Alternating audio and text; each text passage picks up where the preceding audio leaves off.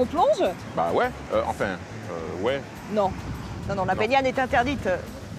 Alors ici, par temps clair, je crois qu'on peut voir plusieurs îles de l'archipel. Bizarrement, il y a un petit côté Bretagne. Oui, c'est un peu ça, ouais. D'ailleurs, il y a beaucoup de Bretons qui sont arrivés ici. Mon nom, Desvarieux, ça vient de Bretagne. C'est vrai? Ouais, absolument. Alors nous sommes en Guadeloupe. On est très contents d'être là. L'île, elle a été découverte en 1493 par Christophe Colomb. C'est le premier Européen qui est arrivé ici. On est à 1 heure de Pointe-à-Pitre. Combien il faut de temps pour faire le tour de l'île? Moi, je dirais une journée, mais en fait, il faudrait un mois parce qu'il y a plein de curiosités à voir, quoi. Moi, je connais pas. Tu vois. Ouais. Oh, ouais, non, moi, je demande aux touristes qu'est-ce qu'il y a à voir ici, et puis ils m'amènent. Ici, on est d'abord guadeloupéen avant d'être français. Vu la façon dont on est arrivé ici, vu tout ce qui s'est passé, ben voilà, nous, on vit avec notre histoire, et même si elle est liée à celle de la France, il y a des moments très douloureux, quoi. Donc, voilà, on est d'abord guadeloupéen, clairement, quoi. Moi aussi, je suis un petit peu guadeloupéenne. Ah oui? Parce que je me sens très très bien ici, je me sens un peu chez moi. Ben, bienvenue chez toi. Bonjour Jacob Desvarieux. Bonjour. Merci de nous accueillir chez vous en Guadeloupe, dans ce département français d'outre-mer qui se trouve à 7000 km de Paris. Vous êtes une légende du zouk. Évidemment, dans cette émission, on va revenir sur votre carrière avec le groupe Kassav. Mais avant, vous avez eu envie de nous emmener au Memorial Act. Le Memorial Act, c'est un haut lieu de réconciliation, de mémoire et aussi de recueillement. J'espère que ce lieu-là, justement, va permettre de réconcilier tout le monde et de nous réconcilier avec notre histoire. On y va alors. Je crois que c'est par là, parce que sinon, le chemin le plus court, c'est peut-être là, mais on va y aller par là.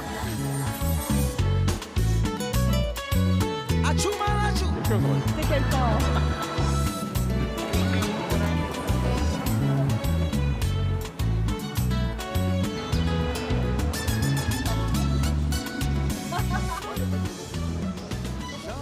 C'est un gigantesque serpent avec des façades recouvertes d'éclats de quartz noir dont la constellation rend hommage aux millions d'âmes victimes de la traite négrière.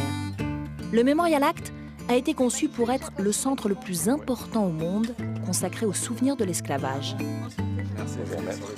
Donc c'est vous qui avez réalisé, conçu, imaginé ce magnifique bâtiment.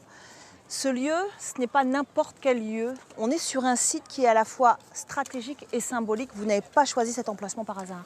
Non, cet emplacement a été choisi par rapport à sa proximité de la mer, sa position sur le port et surtout sur une ancienne usine, l'usine d'Arboussier, qui fabriquait du sucre ici, qui s'est éteinte dans les années 80. Et donc du coup, la transformation du site en lieu culturel, c'est un vrai symbole. Et puis surtout, ce n'est pas un lamentorium. C'est ça qu'il faut bien comprendre, c'est que c'est un mémorial dans lequel on peut voir l'histoire, mais qui est vraiment tourné vers l'avenir.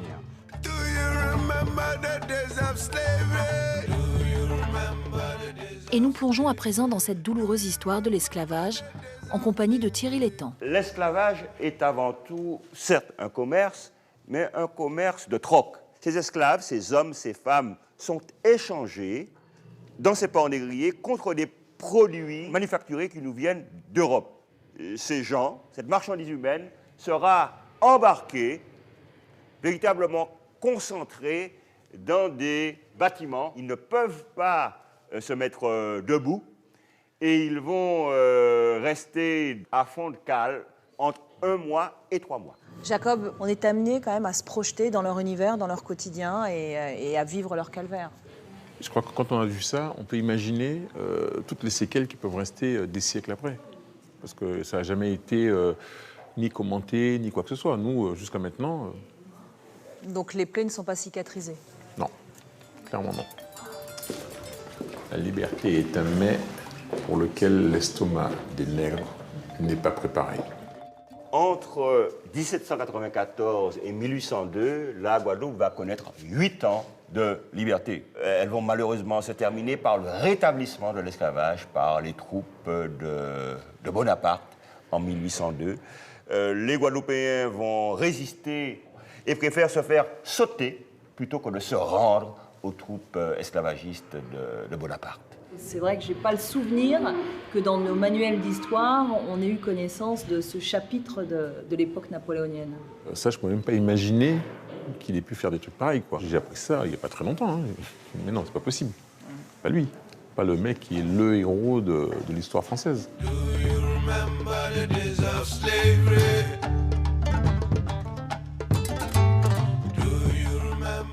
Alors nous sommes ici dans la dernière salle qui nous parle un peu de l'esclavage moderne. Les ONG nous disent qu'actuellement, il existerait 30 millions d'individus qui seraient dans des conditions proches de celles de l'esclavage historique. Et c'est notre devoir, en tant qu'afro-descendants, en tant que descendants d'esclaves, d'être particulièrement vigilants sur cette question.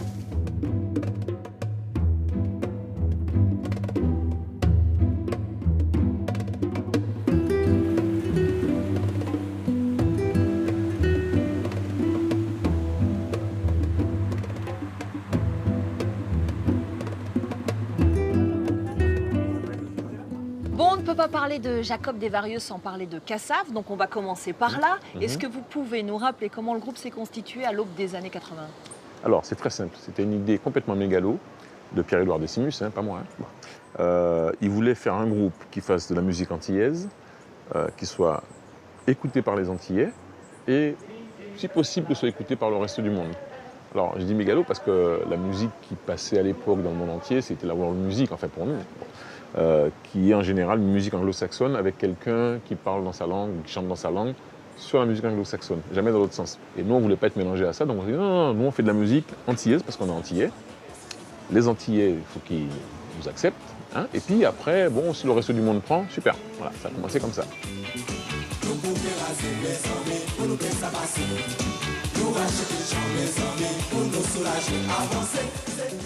Aujourd'hui, votre musique, vous la baladez un peu partout sur la planète. Est-ce que vos messages ont changé? Non, pas vraiment. On est toujours sur des batailles pour l'écologie, pour je sais pas, les places des femmes dans la société, des trucs de tous les jours, des trucs de politique, etc. On n'est pas des revendicateurs avec un sabre à la main ou une kalachnikov. Mais on essaie de faire avancer nos idées. On dit souvent que vous êtes le leader du groupe. C'est vrai? Ouais, on dit ça souvent, ouais, c'est vrai. Mais dans la réalité, c'est pas du tout comme ça que ça se passe. C'est-à-dire c'est-à-dire que on dit le leader parce qu'on me voit à la télé, on me voit faire des interviews, par exemple. Donc on suppose que je suis le leader, pas du tout. Parce juste, que vous chantez aussi. Oui, mais c'est un peu comme si je vous disais le porte-parole du gouvernement, c'est lui le chef du gouvernement. Non, c'est lui qui vient parler. Alors qui fait quoi dans le groupe? Tout le monde fait quelque chose. Tout le monde fait ce qu'il sait faire, là où il est le plus à l'aise. Lorsque vous avez débuté avec Cassave, vous aviez déjà un bagage, vous étiez arrangeur, vous aviez déjà monté un groupe de rock avec des copains marseillais. La musique, c'était votre ADN dès le départ? Au départ, moi, je n'avais pas du tout ni l'intention, ni quoi que ce soit. Bon, c'est que ma mère m'a offert une guitare, parce qu'elle trouvait que c'était moins dangereux qu'un vélo. Parce qu'elle trouvait que c'était moins dangereux qu'un vélo? Oui, j'avais 10 ans. Bon, elle s'est dit, ah non, vélo, trop dangereux, tout ça. Bon. Et puis après, on a eu un voisin, quand on a été habité au Sénégal, qui lui jouait de la guitare, c'était un professionnel, bon, et il se servait de ma guitare. Et tous ses petits frères savaient jouer un morceau. Alors du coup, moi j'étais jaloux. Donc il m'a appris un morceau, puis après j'ai continué, puis je suis revenu à Marseille. Là j'ai rencontré des copains de classe qui jouaient aussi de la musique, plus ou moins. On a monté un groupe comme ça, pour rigoler. Et puis, au fur et à mesure, j'ai continué, quoi, jusqu'à jouer avec d'autres groupes, d'autres artistes. Et puis finalement, je suis monté à Paris parce que, vu de province, quand on monte à Paris, c'est que là, on va à l'endroit où il y a tous les meilleurs du monde et on a une chance de réussir, quoi. Voilà. Bon, j'ai eu beaucoup de chance après. Vous avez derrière vous au moins 3 décennies de scène. Vous avez joué un peu partout dans le monde. Quelle est la chanson, quel est le titre dont vous êtes le plus fier? Je dirais Zoukla Sessel Médicament Nouni, parce que voilà, c'est celle qui a fait le plus gros succès, alors que c'est la plus simple, en tout cas musicalement, c'est une note, on ne peut pas faire plus simple. Zoukla Sessel Médicament Nouni, Zoukla Sessel Médicament Nouni, Zoukla Sessel Médicament Nouni, Zoukla Sessel Médicament Nouni. Vous avez aussi réalisé plusieurs albums en solo. Qu'est-ce qui les a motivés? Au début du groupe, on cherchait comment faire pour occuper le terrain. Comment on avait trouvé une nouvelle façon, un nouveau style, quoi. Il fallait plein de disques pour imposer ce style-là. Donc chacun de nous a fait des disques en solo, en plus des disques de Cassave. L'un de ces albums solo, en 1986, s'intitule Gorée, du nom de cette petite île au large de Dakar. C'est un haut lieu de mémoire. Pourquoi ce titre? Parce que justement, on a été joué au Sénégal. Ouais. Et étant à Dakar, Gorée, c'est en face. Il fallait qu'on y aille. Ouais. On a été, effectivement, ça nous a fait un choc. Parce que nous, Antillais, comment vous dire, Gorée, enfin en tout cas ça représente vraiment une partie de l'histoire de pourquoi nous on se retrouve de l'autre côté de l'océan, quoi. Et donc ça nous a tous émus, hein. Du coup ça nous a tous inspiré des chansons, des histoires, des émotions et qu'on a remis sur cet album. En 2012, vous avez participé à un documentaire qui s'appelle Noir de France. Pourquoi? On m'a proposé et je trouvais ça intéressant comme démarche. Justement ça permettait de mesurer un petit peu toutes les avancées qu'il y a eu depuis les 40 dernières années. On voit des Noirs qui ont réussi ou pas, qui se débrouillent en France, qui font des choses.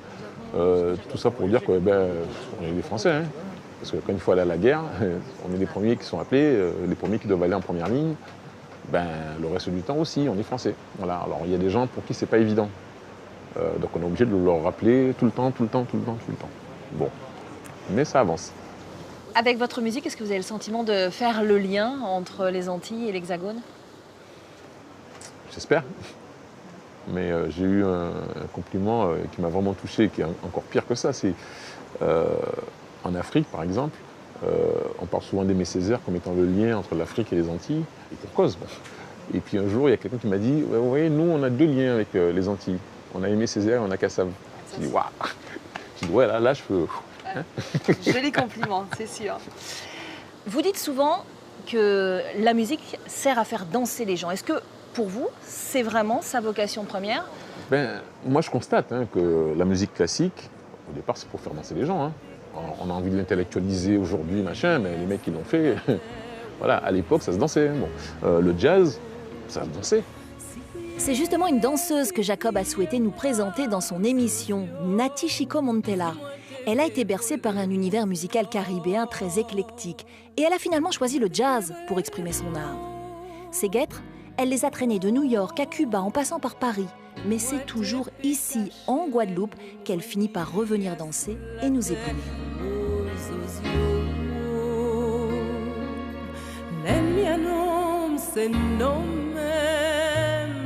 Qui pas parole, qui pas écrit, qui pas les armes, à pas l'amour, qui a pas Bonjour Nati. Ah ouais. Ah ouais, bravo. Nati, tu es née en métropole, mais tes parents sont revenus ici quand tu avais 12 ans et c'est ici, je crois, que tu as compris que ta vie, ce serait la danse. Ouais. Vers 17 ans, j'ai été prendre un cours de street jazz en fait. Et là, ça a été une révélation parce que je suis tombée sur un professeur extraordinaire. Et à partir de là, je me suis dit, ouais, j'aimerais bien faire de la scène. Nati, le jazz, comme le hip-hop, vient de la rue. D'ailleurs, ce qui est très à la mode en ce moment, c'est le street jazz, la fusion des deux danses. C'est important pour toi, la culture urbaine dans la danse? C'est important pour moi parce que ça fait appel aux racines, le côté afro en fait, parce que finalement, ça vient de là. Que ce soit du jazz, du moderne, du hip-hop ou du traditionnel, il y a des mouvements qui reviennent et qui sont complètement similaires. C'est juste une histoire d'énergie en fait qui est différente. Bon, toi, Jacob, tu as absolument voulu nous présenter Nati. C'était Nati, personne d'autre. Qu'est-ce qui te touche chez elle dans sa façon de danser? Bon, alors, je te dis, mais tu lui dis pas. Hein. Non. Bon, alors, l'énergie, la sensualité qu'elle dégage, tu vois, quand elle danse. Ce serait bien que le monde entier soit au courant, quoi. C'est bien. Que chez nous, il y a des trucs qui se passent, il y a, voilà, c'est quand même une terre qui porte énormément de gens qui sont champions du monde de toutes sortes de trucs par rapport à la population qu'il y a. Oui, il y a des danseurs aussi. Je crois que tu as aussi un projet en ce moment à Bagneux, en France, en région parisienne. Ça s'appelle le plus petit cirque du monde. De quoi s'agit-il exactement? C'est le projet de Métis Voix. Donc ils ont voulu rassembler le cirque et la danse. La compagnie, c'est Antipode. Chaque personne intervenante vient d'un coin, d'un bout du monde. Et du coup, pour se rassembler avec sa culture, sa danse et sa technique. Vous faites un petit tour ou pas? Ouais. Allez. Ouais. Allez, un petit coup. On va danser à trois. Si, pourquoi on peut pas danser à trois? Si, on peut. Une immersion dans un monde d'odeurs et de couleurs. Le jardin botanique de Déhay nous ouvre ses portes pour un questionnaire exceptionnel au milieu des bougainvilliers, des hibiscus et des nénuphars.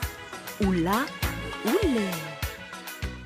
Oula, oulé, oula, oulé.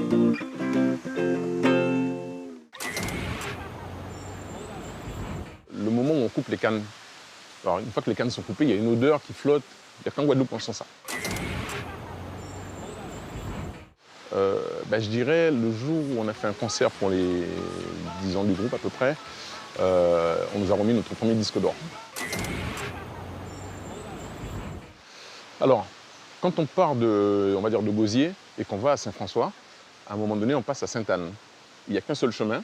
Et là, il y a une baie, mais il y a un truc... je ne peux même pas expliquer ça, quoi. N'importe où, mais quand il y a un concert de Kassav, là, c'est sûr que vous allez zouker au milieu de 10 000 personnes et ça va être... bon, oui, je ne peux pas expliquer ça. La nature, le soleil, les odeurs, tout. Le vent, la terre.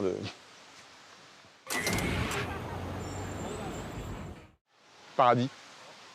Merci Jacob Desvarieux pour ce Guadeloupe des arts exceptionnels. Vous pouvez bien sûr retrouver l'émission consacrée à Jacob sur notre site internet france24.com. Et puis vous le savez maintenant, l'émission se poursuit également sur les réseaux sociaux. Je vous dis à très vite et on se quitte pour une fois en musique.